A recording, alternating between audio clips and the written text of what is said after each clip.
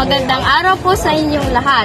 Andito po tayo ngayon sa labas ng aming bahay para kausapin at tanungin si Papa ko. Dahil mayroon din po siyang nararamdaman na sakit sa ulo at likod. Tara na po, tanungin na po natin si Papa.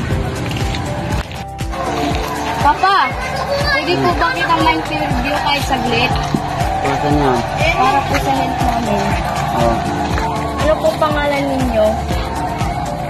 Ako si Aldrin Lutranya. Papa mo. Ano pong edad ninyo? 32 na ako ah. Ano po yung nararamdaman ninyong sakit?